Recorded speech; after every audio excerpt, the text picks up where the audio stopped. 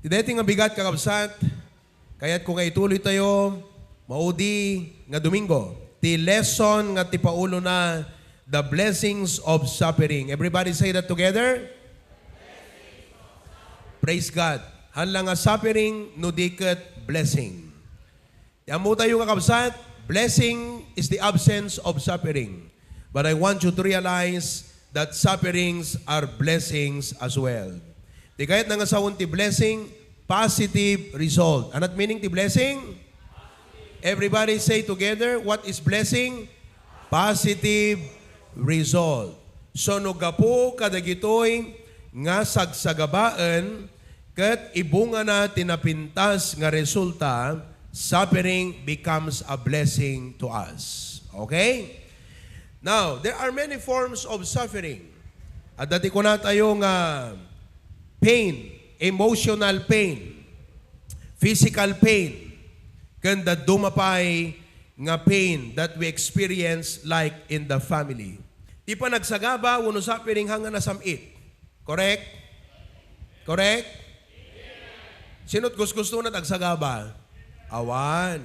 Napait. Ngem gaputi apo, digito nga suffering, kat ipaltuad na ti positibo a resulta. Pagbalinan na nga ti panagsagaba, kat nasayaat nga pagbanagan. Okay? The positive results of suffering. What have we learned from the last 3 Sundays? Ana ti resulta ti panagsagaba kadating nga Kristiyano. Number 1, it keeps the world from becoming too attractive. It keeps the world from becoming too attractive. Anat attractive? Attractive. Makayayo, makaguyugoy. Okay? Laglagi po tayo, nga kas Kristiyano, tayo ay nasa mundo, pero hindi tayo para sa mundo. Hindi tayo taga-mundo. Nawatan nyo kabsat? Kaya kahit nasa mundo tayo, tayo ay para sa Panginoon. At ang sabi ng Bible, love not the world. Maraming mga Kristiyano ang umaalis sa church, maraming mga members ang hindi na nag-a-attend dahil po hinatak sila ng lubong, mundo, worldly things. Okay? That is why God allows suffering to keep the world from becoming too attractive. Now,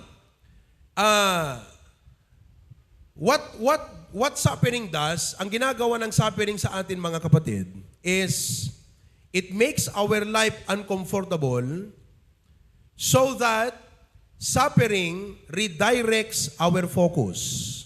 Anak ka na sa unti redirect?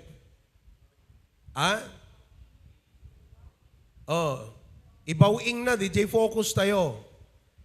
Ngayon, best nga ti-focus tayo, kan plano tayo, kan priority tayo, na inlubungan, kan managing bubukudan nga tartarigagay, ano mapasamat? Gaputa, digito'y sagsagaba di panagbiag, sufferings di panagbiag, what will suffering do? It will redirect us to pursue eternal values. Kunam tibagim na kwa kat, pambira, kahit pala mahal itong bed ko, pag marami kang problema, hindi pa rin masarap ang tulog mo. Kahit malamig tong kwarto ko, mainit pa rin ang ulo ko. Di ba? Kahit masarap ang pagkain na nakahanda sa aking lamesa, hindi pa rin masarap ang buhay ko. So you begin to realize that having those things do not give you a comforted and happy life. Dahil sa sufferings, marirealize mo ngayon, hindi naman sa useless yon, kundi hindi na yon ang maging focus ng buhay mo. You will begin to pursue eternal things. Naintindihan nyo yan? And you begin to realize, mga kapatid, that even if you do not have the many things of this life, tingamin, ibagana pa iking ka, di suffering na kagat, at dadigide ba, nag-ngaawangkan ka nga, daiti sa bali. That is a suffering to many, di ba? Wala kang bahay, may bayang iba, ang hirap nun. Wala kang maraming gamit, that is a suffering to many. What happens is, suffering will cause you to, what? Will push your heart, mga kapatid, to look for God's comfort. Na kahit wala sa iyo ang mga bagay-bagay na ito, you begin to remember the words of the Lord Jesus Christ, the words of the Bible, na yung kawalan ng mga bagay na ito o tinatawag nating worldly advantages or worldly things in our life, it's not really a big deal. Kumbaga, hindi nakakapanghinayang na wala sa iyo yan sapagkat sabi mo sa sarili mo, I am satisfied with just a cottage below because I have a mansion in heaven. So overall, mga kapatid, overall, ang nagiging resulta ng suffering sa Kristiyano, mga kapatid, parang pinupus niya yung Kristiyano na tumingin sa iprinipare ng Panginoon sa kanya na mas blessing, no? Mas ituturing niya na blessing kaysa sa mga worldly things na tinuturing ng unbelievers na blessing. Nakita niyo yun, mga kapatid? Oh, let me say that again. Sufferings, pag may suffering ka, pipilitin kang iwipupush ka nung suffering na yon, natitignan mo yung mga blessings, mas ituturing mo na blessing. Na itinilaga at ipiniprayer ng Panginoon sa iyo kaysa doon sa blessing na itinuturing ng unbeliever. Hindi ko alam kung nag-sink in sa iyo yun. Nag-sink in ba sa inyo yun, mga kapatid? Hindi ata eh. Hindi nyo naintindihan eh. Tignan nyo sa Ephesians chapter 1. Okay? Ephesians chapter 1. Diba? Ephesians chapter 1. Verse number 3. Tingnan nyo Ephesians chapter 1, verse 3. Anong sabi doon sa verse 3? Blessed be the God and Father of our Lord Jesus Christ, who hath blessed us with all what? Ano daw ang maituturing nating totoong blessing? Spiritual. Ano ang spiritual blessing? Sige nga, magbigay nga kayo, kayong mga nasa Facebook, mag-type kayo Magbigay nga kayo ng halimbawa ng spiritual blessing. Mireng, iba sa inyo, parang hindi nyo mag-grasp tong lesson natin Oo, kasi palagi nating sinasabi, pag may pagkain, thank you Lord for the blessing. Paano kung wala kang pagkain? Bless ka pa rin ba? Lord, sabing ganyan, salamat sa bagong bahay namin. Paano pag wala kang bahay? Bless ka pa rin? Nakikita nyo ba yung ibig kong sabihin, mga kapatid? Lord, sabi nung isa, salamat sa bago kong motor. Paano pag wala kang motor? Bless ka pa rin? Sabi nung isa, Lord, salamat sa bago kong iPhone. Paano kung hanggang ngayon, keypad pa rin ang cellphone mo? Bless ka pa rin? Sabi rin yun, di ba? Sabi, Lord, salamat, Panginoon, sa bago kong sasakyan. Paano kung wala kang sasakyan? Bless ka pa rin ba? So, sufferings will not cause a Christian to be miserable. But even suffering will cause and push a Christian to find out the source, the real source of his joy, which is hindi sa worldly things ang real source of joy ng Christian. Kundi ang totoo na real source of joy ng Christian ay sa kanyang mga spiritual blessings. Kumbaga, ang ginagawa ng Diyos sa suffering, inaalis niya yung kaligayahan mo sa mga worldly things at ibinabalik ka doon sa real source of your joy, which is spiritual blessings. Oh, yun ang ginagawa ng suffering. Sabi nung isa, Lord, salamat, wala akong sakit. Paano pag marami kang sakit, hindi ka na blessed? Kasi, yung iba, ang saya-saya kasi malusog. Diba? Lord, salamat, wala akong sakit. Lord, salamat, sa taon na ito, I did not visit my doctor. Lord, salamat, hindi ako na ospital. Well, amen. Hindi natin sinasabing hindi blessing yon. Paano naman yung mga believer na halos every month nasa ospital?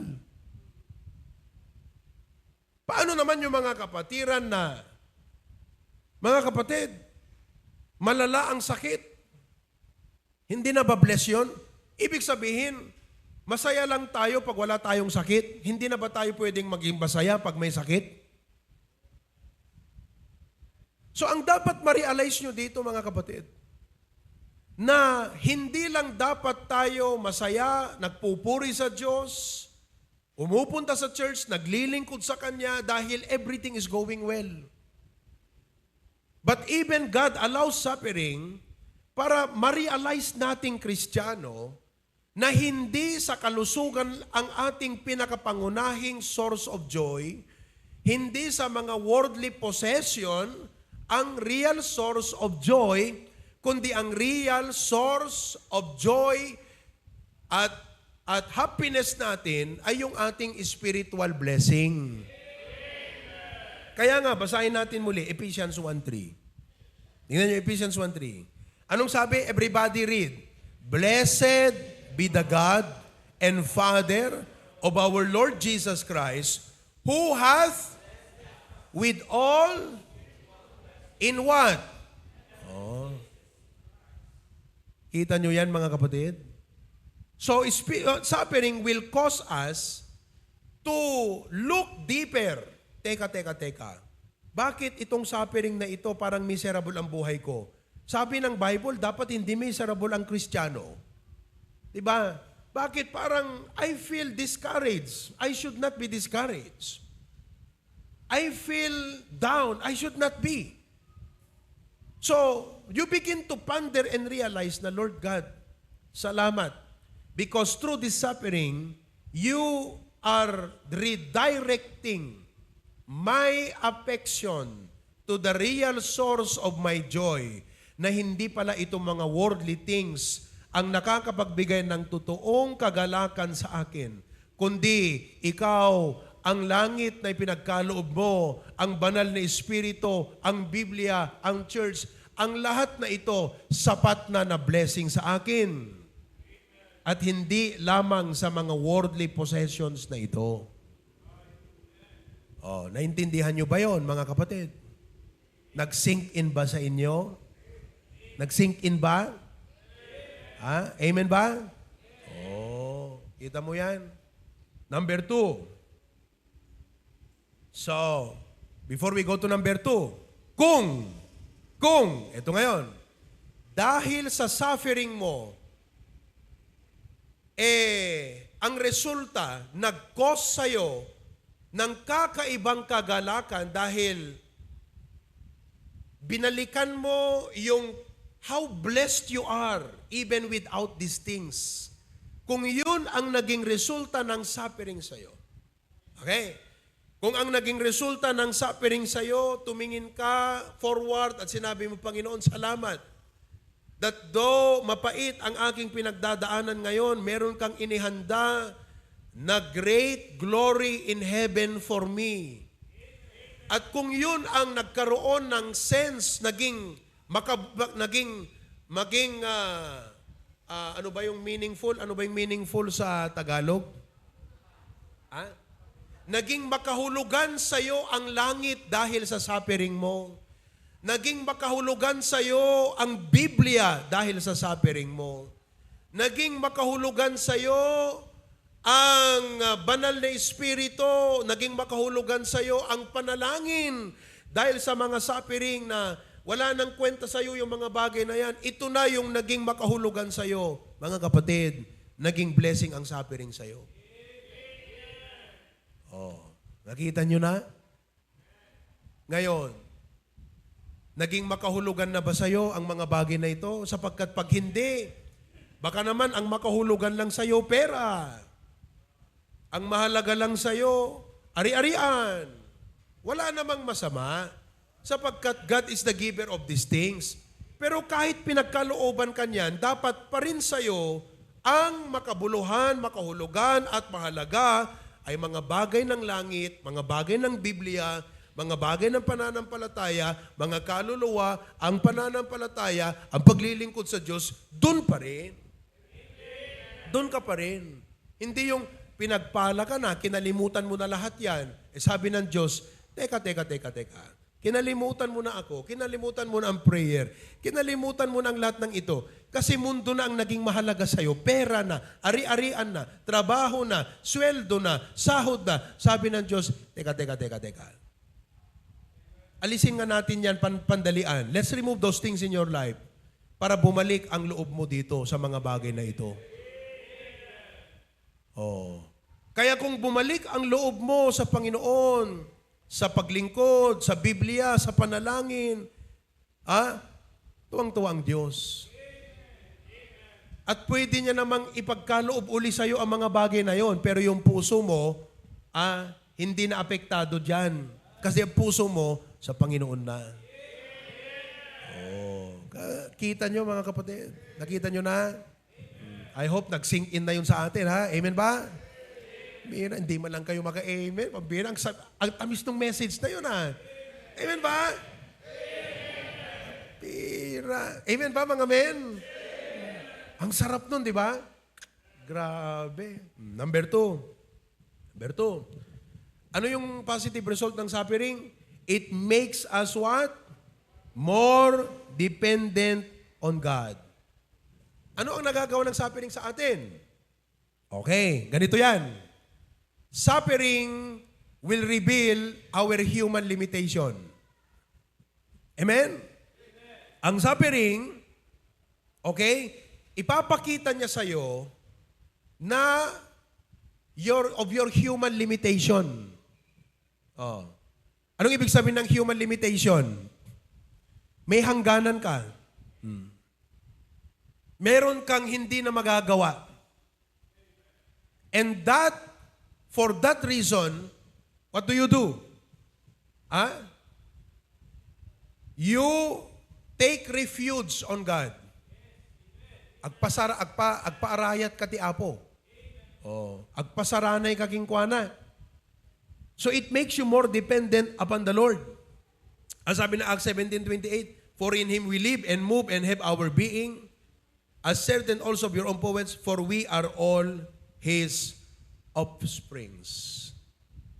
Kaya, kung dahil sa suffering na yan, pinilit ka niya na magpakumbaba sa Panginoon, na hindi ka lang, kasi nabubuhay ka sa sarili mong kagalingan, katalinuhan.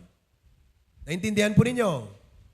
Kung yung una, na point natin, ang ina-address ng suffering, yung ating love.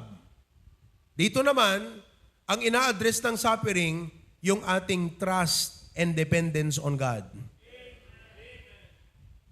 Madalas ho kasi tingnan nyo sino po sa inyo ang nananalangin ng at least 30 minutes every day sa umaga? Yung totoo 30 minutes every morning. Meron ba sa inyo 30 minutes? 10 minutes. 10 minutes kang nananalangin. 10 minutes. 5 minutes. Ay, pambira, hindi man lang kayo mag-pray. Ngayon, no wonder, maraming problema sa buhay mo. Because God wants to teach you to pray. Pastor, tanong ka ng tanong 30 minutes, ikaw, mga kapatid, I pray almost 2 hours every day. 2 oras. Nakahiga pa ako, 1 oras na yon. Mahigit pag minsan. Nakahiga pa ako. Kausap ko ng Diyos. Iba pag bumangon pa ako. Minsan 30 minutes, minsan 40 minutes. Kanina lang bumangon na ako, pipray ako. Ilang request pa lang yung sinasabi ko sa Panginoon. Tinignan ko yung oras, 30 minutes na pala ako. Alam niyo kung bakit, mga kapatid? Bakit marami sa atin mahihina? Because we don't pray.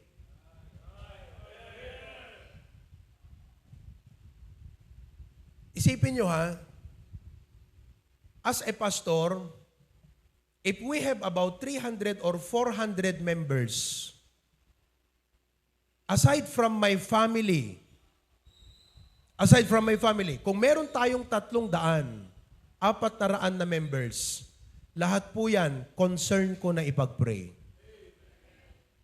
Do you think 5 minutes is enough? No. Bakit ko concern ipag-pray ang bawat isa? Ay hindi ko alam kung anong kalagayan ng buhay mo. At bilang pastor, concern ko na hindi ka manlamig, hindi ka mag-backslide. Number 2, concern ko nga parang ayon na ka iti Apo. So yun, lahat ho kayo, binabanggit ko sa panalangin. Lahat kayo.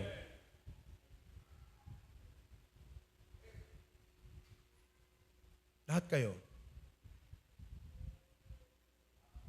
Lahat ng ating mga pastors, binabanggit ko yan sa panalangin. Pati ang mga na-abroad, sa Australia, lahat kayo. Basta pag ako nakahiga pa, I just allow the Holy Spirit to take me to all the people, the members of HBBC, and start just praying for each and every one. As many as I could.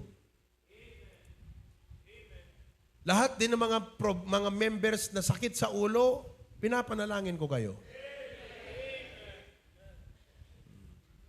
Lahat ng mga key people, pinapanalangin ko kayo. Mga cheerful givers, at yung mga hindi cheerful givers, pinapanalangin ko yan. Mga young people, pinapanalangin. Mga nagre-review sa exam, pinagpipray ko yan. Nakahiga pa ako. Kala mo lang kung tulog, pero nananalangin. At minsan kahit gabi, bago matulog, nakahiga, still I'm praying. Why? Sapagkat naniniwala ako, kung wala ang tulong ng Diyos, walang mangyayari sa atin. Tandaan nyo, kung wala ka, Diyos pa rin siya. Kung wala siya, wala ka. Ulitin ko, kung wala ka, Diyos pa rin siya. Kung wala siya, wala ka.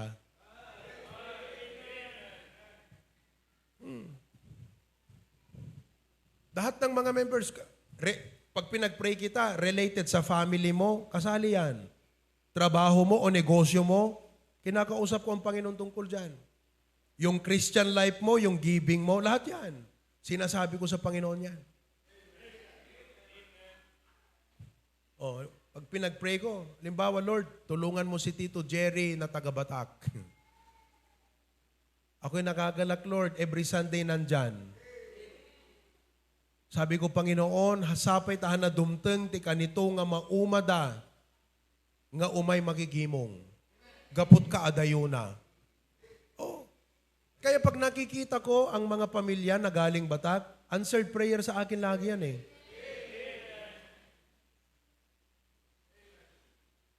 Kasi I cannot be able to attend to all of you every day. So ang pwede ko lang gawin is to talk to God about you every day. Yung mag-reply na lang sa messenger, sa dami mga kapatid. Yung isa-isahin ko pa kayong tawagan, kumusta Brad? Kumusta kapatid? Kumusta?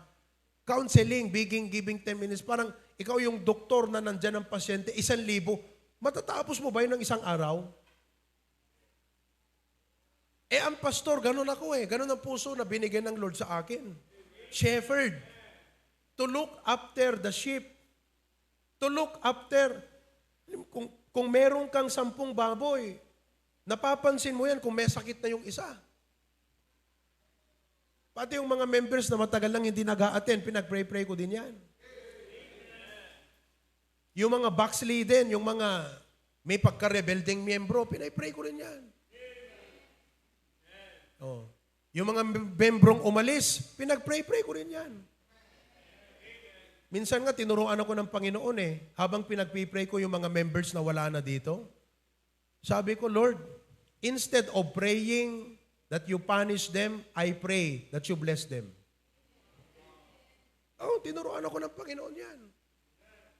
Kasi mabigat sa kalooban kung ang prayer mo, Lord, i-punish mo sila. Hindi, ang prayer ko, bless mo sila, Lord. Ngayon, kung magyayabang ang mga members na yan, alam mo, kahit naman umalis kami dyan sa church, naging okay kami Ang isasagot ko lang, kasi pinag-pray ko na i-bless ka ng Lord. Isipin mo kung pinag-pray ko na i-punish ka ng Panginoon. Kaya, huwag siya magyayabang. Sabihin nila, alam mo, kahit naman wala na kami dyan sa HBBC, bless pa rin kami. Kasi pinag-pray ko na i-bless ka ng Lord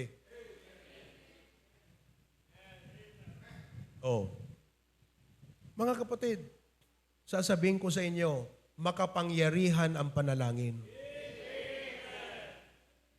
And the more you feel the intensity of your suffering, the more na nagiging sweeter ang pakikipag-usap mo sa Panginoon.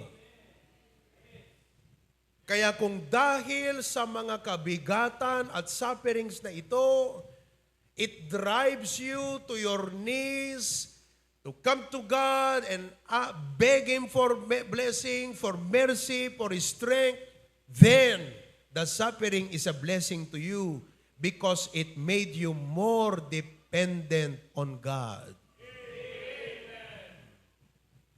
Kayo pong may mga negosyo, ipanalangin nyo araw-araw ang mga negosyo nyo. Huwag lang kayong mag-rely sa sarili nyong pagdidiskarte. Mahalaga ang pagdidiskarte sapagkat walang matagumpay na negosyante na hindi marunong dumiskarte. Pero mas magaling pa rin ang Panginoon. Isanggunin mo sa Kanya. Ano sabi ng Bible? Commit thy ways unto the Lord and thy thoughts shall be established. Mas panatag ang loob mo sa mga iniisip mong plano kung naisanggunin mo sa Kanya yon. That's what suffering does.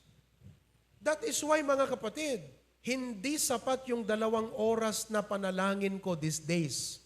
Hindi sapat yung 2 oras. Kaya ako kayo tinanong, how many of you are praying 30 minutes? Nalulungkot ako, ni kahit 10 minutes hindi kayo makapag-pray? Paano kayo nagiging malakas?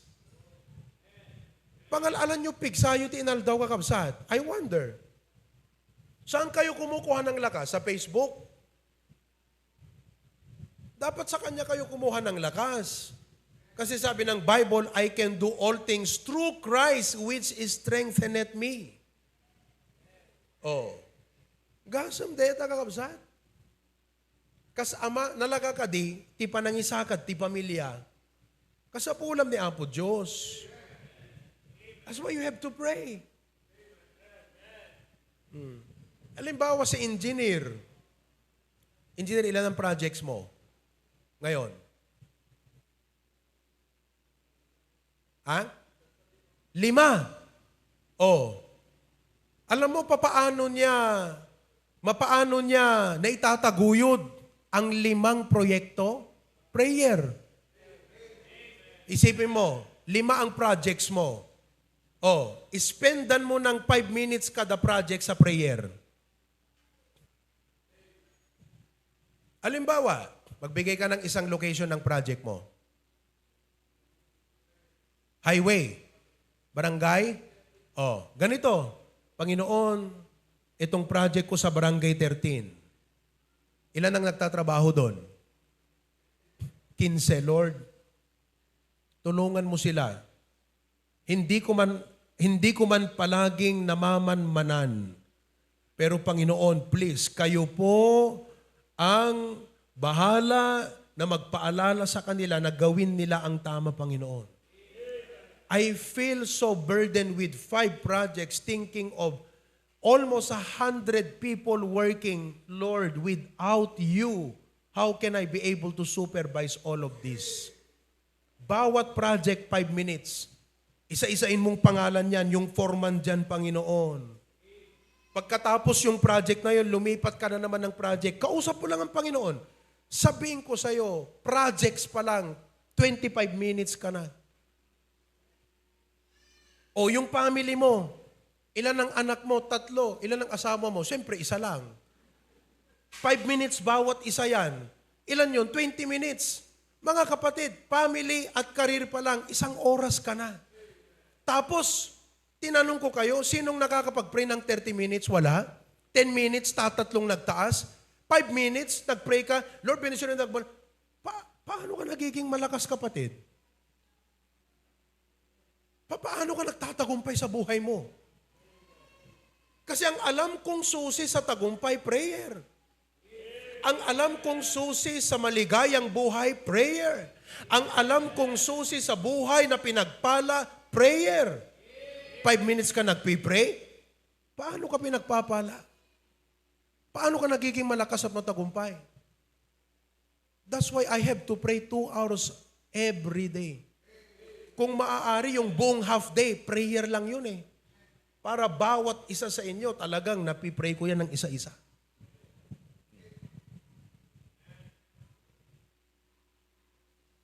I hope you realize, ang hirap-hirap na nga ng buhay, ang stressful pa. Kita man tarupa na kaabay mo. Palagi kong sinasabi, pag sinasabi kong, ang stressful pa, mo yung mukha ng katabi mo. Di ba? Tapos hindi ka pa magpipray. Tapos ang gagawin natin, sa Facebook tayo magsusumbong. Kay Rapi Tulfo ka lalapit. Aba, nilapitan mo na lahat. Ba't hindi mo siya nilapitan? Hindi mo siya kinausap muna. Oh. Iba pa yung, halimbawa, nabibigatan ka sa mga critics. Oh, dadigiti agsasautihan na imbag, karuba, kabagyam. Papanalangin mo pa yun. 30 minutes na ipag-pray mo yun. Oh, nga na ikararag mo, apo, rum-rumukam, dagiti ngip-ngipan da apo, dagito eh. Puspus siyang apo. Hindi, sabi mo, Panginoon. Kasi dati ang prayer ko, pag may mga Lord, pero tinuruan ako ng Panginoon, bless them that curse thee. Pray for them which despitefully use you. Ang hirap nun. Kasi pag ikaw ay sinaktan ng tao, gusto mo talaga mas matindi ang mararamdaman niyang punishment. Pero sabi ng Lord, bless them that curse you. Pray for them which despitefully use you. So I have to exercise that in my prayer. Mga kapatid. Amen ba? Oh. See? Kasi marami sa atin, hindi po tayo nasanay sa disiplina sa panalangin. Bakit? Nasanay tayo sa disiplinang maging busy.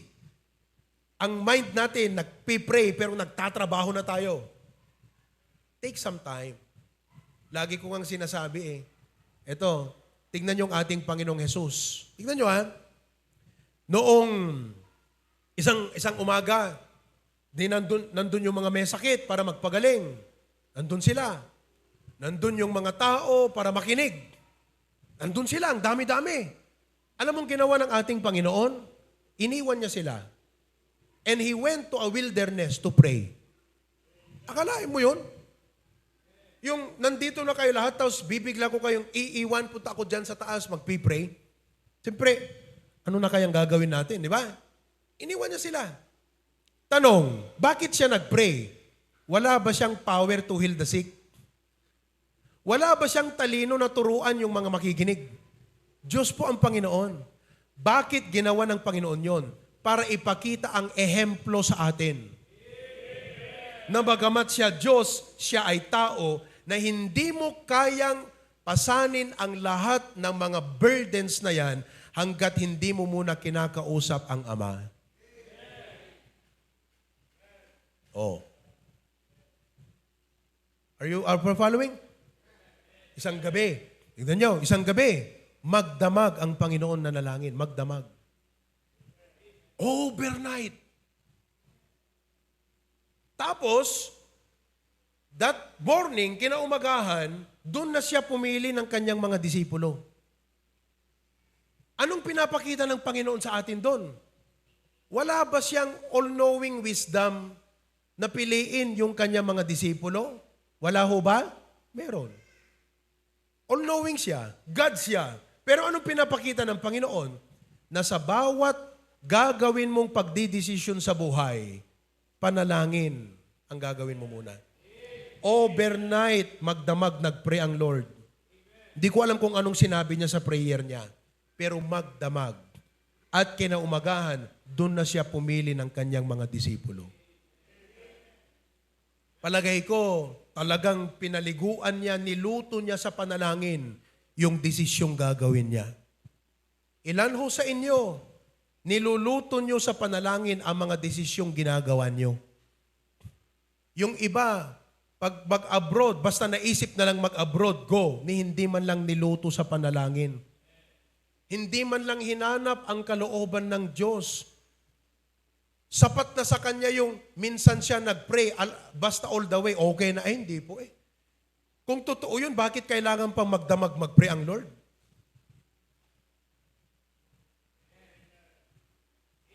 Oh, yung mga estudyante, kung anong course na napili, basta mini, mo. Yun. Kukuha ako ng engineering. Hindi man lang niluto sa panalangin. Kaya kayong mga high school, ngayon pa lang, lutuin nyo na sa prayer. Grade 12 ka, Lord, anong kukuning course sa college? Hello? Ay, yung iba, basta kung anong pinili ng barkada niya, doon na rin siya pumila. Doon na siya nag-fill up. Ay, ito ng course ko. Hindi mo man lang pinag-pray. Yung ibang mga binata, nakakita lang ng dalaga, teman number mo kung nanasigo dahil. Hindi man lang siya nag-pray na sinabi niya, Lord, handa na ba akong mangligaw o mangligaw? Handa na ba akong mag-asawa? Prepared na ba ako, Lord? Lutuin sa panalangin. Are you following? Oh, ngayon, isang gabi, di ba? Nandun siya sa Garden of Gethsemane. Kasama niya yung mga disipulo, katulad niyo. Disipulo. Sabi niya sa kanila, manalangin kayo ha. Manalangin kayo. Kasi ako, pupunta ako ron para manalangin. Kayo dito, manalangin kayo rito. He was teaching his disciples to pray. Siyempre, disipulo yan, human nature, pagod. Natulog sila. Samantalang ang Panginoon, 2 oras nakausap ang Ama. Ang sabi nga ng Biblia, halos ang kanyang pawis ay dugo ang lumalabas. Grabe yung kanyang, ano bang tawag doon? Yung how he prayed. Talagang exert effort ang Panginoon. Kasladete, siguro, para sa akin, ang comment ko dyan, yung prayer ng Panginoon, parang, ang illustration dyan, parang yung nanay na manganganak. Di ba? Pag nanganak, na normal ha, yung persa. Deti kas na lumugsot, tamatam kakabsat nga ganak, di ba? Persa. So siguro ang Panginoon nung nag-pray talagang there was so much he was bearing that he was telling to the Father. Ganon siya. Di pagpunta niyang ganyan, nakita yung mga disipulo, anong ginawa? Tulog. Ganon naman tayo eh. Hindi natin inaasikasong manalangin. Kasi ang inaasikaso natin lagi trabaho. Mga kapatid, listen. Ang panalangin, hindi po binabawasan ang trabaho. Sa makatuwid, kung nananalangin ka, baka mas madadagdagan pa ang gagawin mo. Pero ang gawain ng panalangin, hindi pwedeng trabaho ka ng trabaho na hindi mo pinapanalangin ang mga ginagawa mo. Isipin mo, yung 1 oras kang nag-pray, mas maraming magagawa kaysa yung 10 oras ka na puro trabaho. Hindi nating sinasabi, huwag kang magtrabaho.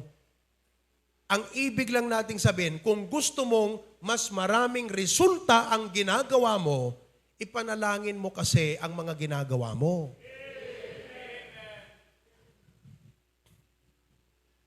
Maliwanag po ba? Oh. So all of us ay may suffering sa buhay. May mga burden. Anong dapat gawin ng suffering sa atin? Makes us more dependent. Meaning, makes us more praying people. So we pray. Oh. Sana pag uwi nyo mamaya, pambira, sabi mo, Panginoon, salamat ha. Tete, adaka pala yung talugan mo. Pag-awit mo, tete, pagsakay mo dyan lugan, Panginoon, thank you, the message ni Pastor Per. Pero nga mariknak, day apo. Grabe pala. So you begin to talk to the Lord. Hindi mo na malayan. Pag amen mo, gabi na, nasa church ka pa rin. 5 hours ka na palang nagpipray ron. Pero sasabihin ko sa'yo, iba ang magiging resulta. Dahil sa panalangin mo. Oh. Amen ba mga kapatid? Kaya manalangin na tayo. Every head be bowed. Let us go to God in prayer. Kahit kayo nasa Facebook, manalangin na kayo. Tell God your problem. Tell God your burden. Tell God your cares. Tell God your desires. Ano sabi nung awit? I must tell Jesus. I must tell Jesus. All of my burden, all of my trouble. Sabi mo sa Panginoon, panalangin mo sa Kanya. Kausapin mo siya.